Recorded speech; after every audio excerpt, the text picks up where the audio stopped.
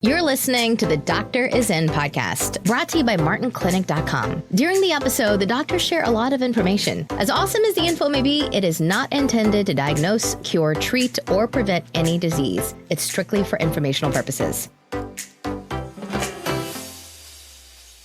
Well, good morning, everyone.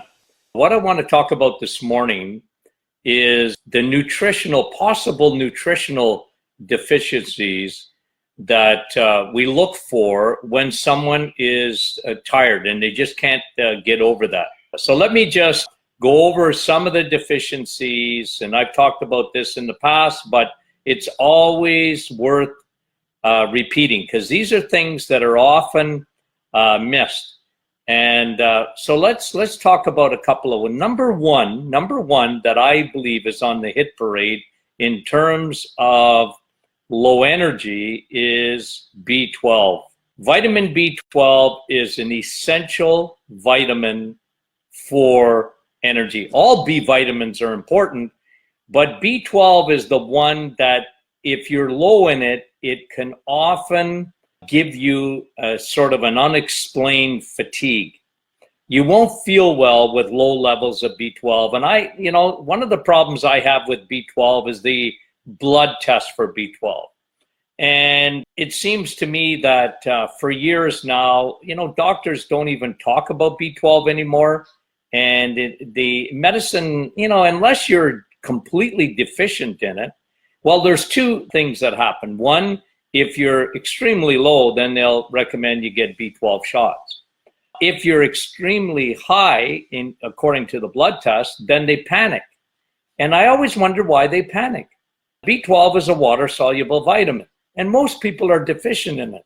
If someone says to me, I got high levels of B12, I go, good. That's what we're aiming for, that you have optimal levels of B12. And today, listen, if you're on any kind of medication, any kind, I don't care what it is, it can be metformin for diabetes, it can be high blood pressure medication, it can be a medication especially for acid reflux at all. If you're on any medication, you should a rule of thumb would be, I am low in B12. So I highly recommend you take a supplement of B12, and B12 should be taken sublingually. It should be, make sure that it's methylcobalamin, it's the right kind of B12, and it should be taken sublingually. If you get B12 shots from your doctor, good for you. But usually what you get once a month, a B12 shot, good luck. Most doctors don't even do it anymore. And if they do, it's because you're so severely low. And it's good for about a week, but you should top up your B12 because that's a very important vitamin. Your body does not work properly. Your cells don't work properly without B12. So that's number one. Number two, I won't spend a lot of time with this because we've talked about this so many times in the past, is vitamin D. Vitamin D is important even for energy, guys. Like people think of vitamin D, yeah, maybe it's good for your immune system, it's good for your bones, and it is. But every cell in your body has a receptor for vitamin D. And vitamin D, why do you think you feel better in the summer? Think about it. People that have adrenal exhaustion feel better in the summer when the sun's out. If they can get their butts down to Florida in the winter, not everybody can do that, but if they can, they feel better. It's amazing. Why? Vitamin D is essential even for energy. If you have low energy, oftentimes you have low levels of vitamin D, and the vast majority of people have low levels of vitamin D. They're scared of the sun. They don't get in the sun or they use sunscreen. If you have dark skin, you need even more vitamin D. That is an essential vitamin for energy. Here's another one, omega-3. Omega-3. Now, the problem that we have in our society today, and it's like an epidemic, is that we have high levels of omega-6 from crappy, industrialized, you can run your car on vegetable oils. It sounds good, a vegetable oil. Oh, yeah, but your potato chips and your ketchup and your pretzels and your almost everything that you get in the middle aisles of your grocery store, the reason that they last is because they're industrialized. They have omega-6s in. And okay, the problem with omega-6 is its relationship to omega-3. And we're somewhere, depends on who you listen to, somewhere between 20-to-1 ratio to 30-to-1 ratio of omega-6 over omega-3. And you know what? That is a dangerous thing. That is a dangerous thing. It creates an inflammatory process in your body, and it can create fatigue. This imbalance between omega-6 and omega-3. So up your levels of omega-3. And omega-3, guys, is in the animal kingdom. It's not in the vegetable kingdom. Okay, vegetables are great, but you don't get omega-3.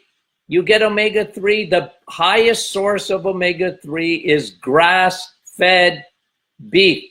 Enjoy your steak and roast beef and hamburger. That is where you get omega, and fish, of course. Fish. So you need to change that ratio between omega-6 and omega-3. Here's another one, iron. Now, most people, again, look, guys, if you're pale, you don't have to be a rocket scientist. If you're pale, okay, the first thing I do when patients come into my office is I look at their skin. I can tell in 5 seconds if they are low in iron and B12. I mean it. I can tell. I just look at their skin. They're pale. They look like Casper the Ghost. And I look at their circles, under that dark circle under the eyes. And I tell them, look, you're low in iron. And today people are scared of eating meat. And, our women, ladies, it's chicken. I love chicken and salad. Well, stink. Chicken is good. It's full of protein, but it ain't got no iron in it. And you need iron. Hem iron, my son calls it heme iron. I call it hem iron because I think of the Hemi engine in the Dodges. They always advertise it's got a Hemi engine.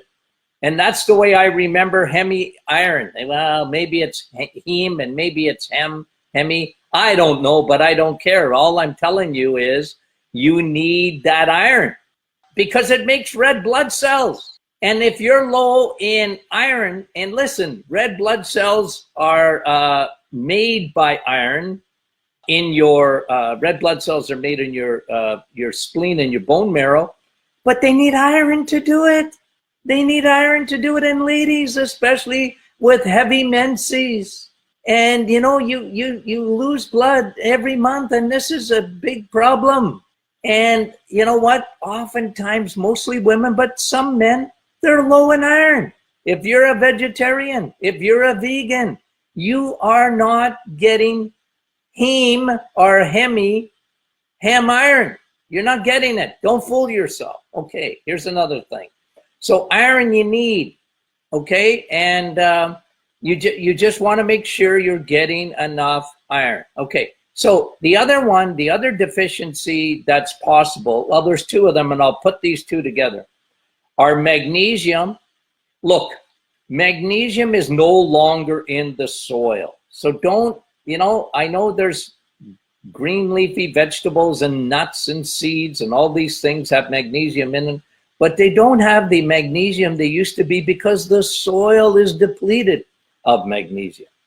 And when the soil is depleted of magnesium, it's not in the food. That is why I'm so big on taking magnesium supplements, because magnesium, your body doesn't, your ATP is what is your energy. So when your mitochondria, your battery packs within your cells produce ATP from the food that you're eating, you need magnesium to get high levels of ATP. And potassium. Potassium is another important mineral. that we're deficient in. And a lot of people don't get enough potassium. Well, doc, I eat my bananas. Yeah, but you're not getting enough potassium. It's not in the soil, so it's not in the bananas like it used to be. And, avocados have good levels of potassium, but not like they used to. And I want you to eat all those things, guys. I do. But I just want to re-emphasize the importance of these deficiencies that are often prevalent in our society today. And this is what I look for. This is what I try and get people to understand. So these are the deficiencies that I see most often in the office in terms of possible factors when it comes to energy. You need these things. Okay, so guys, have a great day. Enjoy your day. And if you get a chance, share this with others. Send me in topics that you would like me to talk about. I'll try and cover each and every one in these short little teachings. Thank you.